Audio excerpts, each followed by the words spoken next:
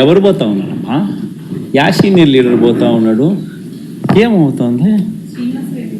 పోనీళ్ళు ఏమవుతుంది? ఇంకోరు వస్తారు. తన బంధువు మొదటి నుంచి వైసీపీలో ఉన్న మాజీ మంత్రి బాలినేని శ్రీనివాసరెడ్డి పార్టీ నుంచి వెళ్ళిపోయినప్పుడు వైసీపీ అధినేత జగన్ స్పందన ఇది. ఇప్పుడు మరో సన్నిహితుడు పార్టీలో మొదటి నుంచి ఉన్న విజయసాయిరెడ్డి కూడా పార్టీని వీడిపోయారు. రాజ్యసభ సభ్యత్వానికి రాజీనామా చేశారు.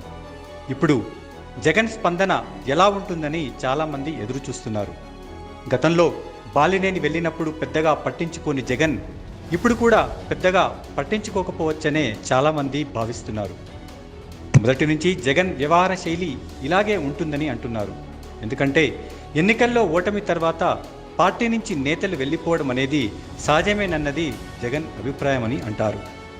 2014 ఎన్నికల్లో ఓటమి తర్వాత 20 మందికి పైగా ఎమ్మెల్యేలు టీడీపీలో చేరారు. అయినా జగన్ పట్టించుకోలేదు. తన వెంట ఉన్నవారితోనే పోరాడారు. అందున జనం తనను చూసి ఓటేస్తారు తప్ప మరో నేతను కాదని జగన్ గట్టిగా నమ్ముతారు. అందుకే అధికారంలో ఉన్నా లేకున్నా ఎవరినీ పట్టించుకోరు. ఎన్నికల ముందు పలువురు సిట్టింగ్ ఎమ్మెల్యేలను మార్చడం కూడా ఇలాంటిదే. ఆ సమయంలో కొందరు పార్టీని వీడినా జగన్ పట్టించుకోలేదు. ఇక ఎన్నికల తర్వాత ఒకరి తర్వాత ఒకరు పార్టీని వీడుతున్నా అదే ధోరణి ప్రదర్శిస్తున్నారు. గతంలో 3 రాజ్యసభ సభ్యులు పార్టీని వీడినా పట్టించుకోలేదు. ఇప్పుడు విజయసాయి వెళ్ళినా పెద్దగా పట్టించుకోకపోవచ్చనే అంటున్నారు.